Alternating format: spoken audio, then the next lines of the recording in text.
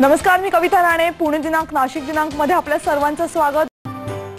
पाणीपुरी म्हटलं की सर्वांच्याच तोंडाला पाणी सुटतं, अगदी मधले काही कटू अनुभव सोडले तरीही. पण पुण्यामध्ये पाणीपुरीच्या पुऱ्यांपासून चक्क बाप्पांची मूर्ती साकारण्यात आली. कोथरूड मधल्या गणेश भेळ या दुकानाच्या मालकानं हा अनोखा गणपती बनवलाय.